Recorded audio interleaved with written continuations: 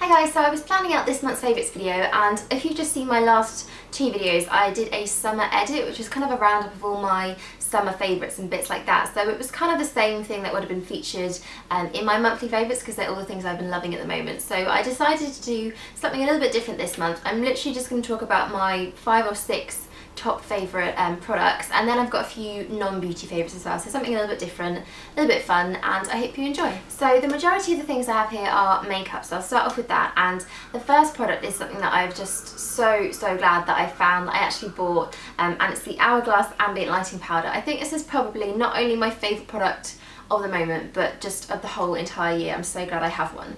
And this is in the colour Dim Light, and there's such a massive hype surrounding these, you should all know about. And some people are thinking, you know, is it worth the hype? Do I really need to spend £40 nearly on a powder? And I just have to say, yes, absolutely. Yes, I cannot get enough of this stuff. I just dust it on, layers and layers of it all day. I think if you're the sort of person who likes to set your makeup down with a powder, but you don't like the kind of really matte, like cakey finish some of them can have, this is just amazing. It's like brushing like silk onto your skin. It looks so glowy and radiant, but you can tell that it's really set everything down and just helps your makeup stay so much longer. So my second favourite is a product that I've kind of had a bit of a love-hate relationship with. I've never really got on with it, but I've just recently been using it in this last month and a half, and really liking it.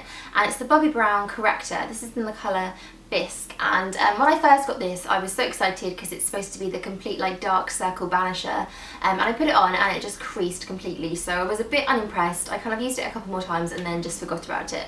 But it's basically a really thick creamy concealer, but this one in particular is kind of really warm tone, so it balances out any dark circles, any bluiness that you get under the eye, and it's just designed to use under concealer as well, so you kind of layer up the products. And I always found that was just far too much, but I've been using it now and I've been putting just literally, you need the tiniest little dot and it goes such a long way. It's quite a thick kind of sticky consistency, but if you really pat it into the skin it does sit quite nicely. But I've been using the Origins Plantscription concealer on top of it, which is just my absolute favourite concealer at the moment, and probably of all time actually. I just find those two work really nicely together. They sit really well on top of each other and there's no creasing or anything like that, and it does really brighten up your eyes. So the next favourite I have here is an eyeshadow, and this was kind of a spontaneous purchase at the beginning of the month. I was using a Bourjois eyeshadow that I absolutely loved, but it didn't have a pan, and I had it in my Z palette, which is like a little magnetic palette that you can put all sorts of different things into, and it was really hard to carry around to take with me. So I went into MAC and I was looking at all the colours and trying to find a really similar one, because MAC eyeshadows pretty good like pigmentation, you know, they're really good quality and they're just so tiny you can take them anywhere. And I found this one which is called Bronze, and it's a frost, so it's slightly shimmery, but it's not, I wouldn't say like too glittery, it's not too frosty, but it's just the perfect warm tone bronze. It's kind of similar to the Paint Pot in Eclair, which I've also been really loving, but it's just a little bit lighter. So I've just been dusting this really faintly over my lids, just all over, just one colour, just with mascara, and then like a nice bright lip or even just a neutral lip. It looks really pretty, so it's something that I've been getting so much wear out of this month. So I've got a few brushes here, and I think these have become a slightly controversial topic, but they're the Real Techniques limited edition duo fibre brushes.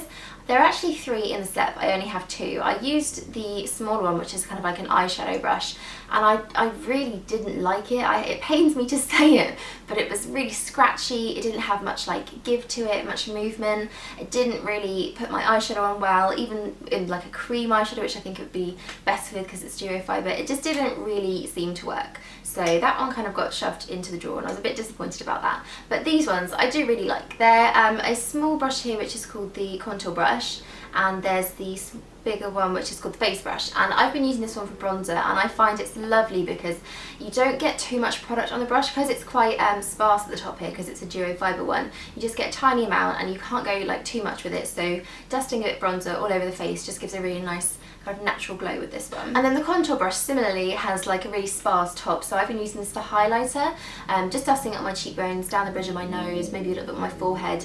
And again, I just find because you don't get too much product on there, it just gives it a really nice natural kind of glow. So instead of loading up too much glittery highlighter onto your face, it just gives a really soft natural finish. I know a few people aren't too impressed with the whole collection, but I do think these 2 are really good brushes if you want quite a minimal effect when you put your makeup on. But the third one, the eyeshadow brush, I will try and use it again. I'm sure there's something that it could be good at, but for now I wasn't too excited about that one. Next up is a tanning product, and I did mention this in my summer favourites video, but I've just been loving it so much it deserves a second mention, and it's the Clarins Instant Smooth Self-Tanning, and this is basically very similar to their Instant Smooth Primer, but it's got kind of like a fake tan in it, so you can put it on underneath makeup or just wear it alone. I usually wear it underneath makeup throughout the day, and it just gives you a really nice glow. It's not really kind of dark, it doesn't give you too much of a tan, but you know, building up gradually every couple of days or so often, it just gives you a really nice warmth to your skin. So my next favourite is from Bioderma, and I've been trying out a few of their products. Now that they stock it on essential.com, it's quite easy to get hold of. So I bought a few things and I've been trying them out, and this is the Hydrabio. This is the gentle exfoliating cream, and recently I was saying how much I'm into kind of like chemical exfoliants, so nothing with like a gritty texture to it, more like toners and things with AHAs in them, which I've really been enjoying using. But I did find that my skin was just getting a little tiny bit of build up of dry skin, mainly around like my nose where I get it the most, and a little bit on my forehead. So I thought I would kind of include just a really gentle scrub into my routine, and this is really nice because it is literally just the most gentle thing. I probably only use this maybe once a week, once every couple of weeks, so not a lot. But I find that it just gives you that tiny bit more exfoliant than a chemical one can do, but it doesn't feel like it's damaging your skin like some have been in the past. It doesn't feel too like scratchy or scrapey.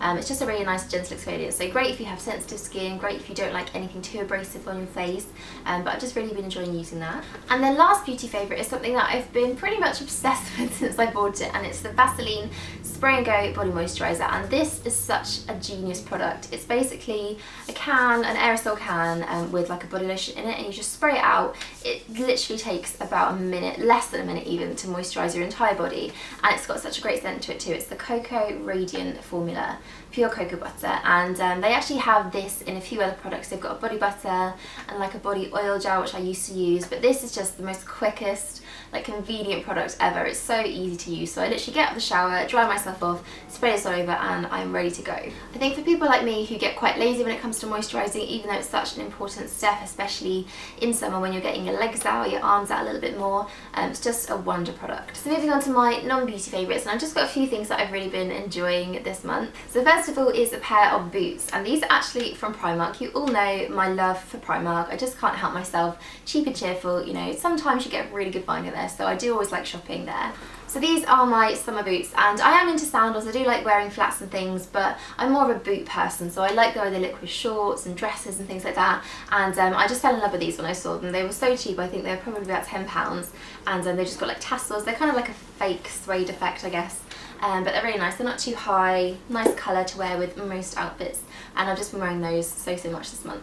I kind of go through phases of reading my Kindle. I kind of won't put it down for days on end, and then I won't touch it for a week. So I thought I'd buy myself a new case to kind of get me back into reading, because I'm going on holiday this week, and I thought it'd be a good thing to take along with me. So I found this in Paperchase, which is one of my absolute favourite shops. I cannot get enough of all things stationery for some reason, but I thought it was just really cool because it's loads of books lined up, and what could be better to put your Kindle in. For anyone's interested, I've just finished reading Lesson Zero by Bret Easton Ellis, who's one of my favourite authors. I always seem to read that book, you know, every couple of months or so. And I've just started reading The Beautiful and Damned by F. Scott Fitzgerald, who also wrote The Great Gatsby, which is one of my favourite books too. So if you follow my Instagram, you should know that I do like my food, but this month I've been absolutely obsessed with eating dark chocolate. I cannot seem to get enough of the stuff, so anything with dark chocolate in. I think I even bought like a dark chocolate lip balm. I've been buying this chocolate from Aldi, which is literally the cheapest stuff I came across, and it's their 70% cocoa dark chocolate, but it is so good. I cannot help but eat probably about one of these a week, which is really bad, but you know, think of the antioxidants in it. So my very last favourite is going to be a little bit hard to show you. I might have to do some fancy camera work, but it's the new camera lens that I got for my birthday last month, and it's the Canon EF 40mm 2.8 SPM lens. I don't know if that's right. I'll write all the information below, but that's what I've just read off of the screen. So you might have noticed a bit of a change in quality in my videos maybe, or my blog posts over the last month, so that's all down to this lens, which is great. It's very similar to the 50mm that I used to use. It has that kind of nice depth of field. It makes things look a bit blurry in the background, but it's a lot sharper, it's a lot more distinct, and also you don't have to be so far away. With a 50mm you literally have to stand across the room, so my camera was always like a couple of metres away from me when I was filming, but this one you can keep it a lot closer, so that's really good. It's just a really lovely lens, and it makes everything look so beautiful, so I'm really happy that I got that for my birthday. So those are all my favourites of the month, and I hope you enjoyed watching that. Something just a little bit different from what I usually do, so maybe you enjoyed that a bit more. Let me know, and I will see you all soon.